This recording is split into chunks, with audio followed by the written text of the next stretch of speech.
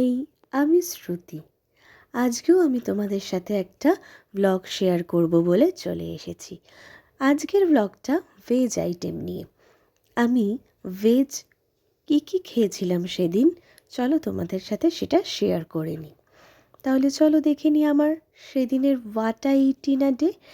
আমার মা সেদিন দুপুরে বানিয়ে ফেলেছিল বাসন্তী পোলাও, সাথে বেগুনি, আর তার সাথে ছিল কষা কষা আলুর দম।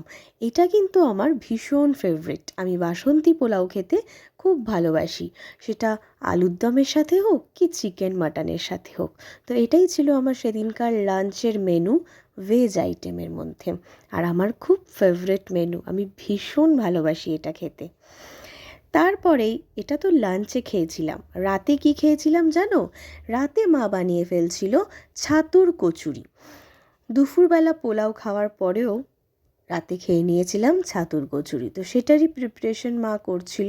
পুরটাকে ঢুকিয়ে বেলি করে নিল, দেন এবারে পুরটার সাথে ময়দাটা মেখে বেলবে, দেন তারপরেই ভাজবে। তো তোমাদের সাথে কিছু কিছু সেই ক্লিপসই শেয়ার করে নিলাম। দারুণ টেস্টি হয়েছিল গাইজ, দারুণ খেয়েছিলাম। দুপুরে পোলাও আর রাতে কচুরি জাস্ট জমে গিয়েছিল। এরকম ভেজ আইটেম হলে নন ভেজ আর প্রয়োজনই হয় না। তো দেখে নাও তোমরা কচুরিটা কেমন ফুলবে। শীতের দিনে একটু কচুরি পোলাও এগুলো খেতে কিন্তু দারুণ লাগে, তাই না? দেখতে পাচ্ছ কচুরিটা কি সুন্দর ফুলছে, দারুণ টেস্টি হয়েছিল। তো এই কচুরির সাথে আমার আর কিছু লাগেনি, সাথে আলুর দম ছিল, বাট আমি শুধুই খেয়ে নিয়েছিলাম।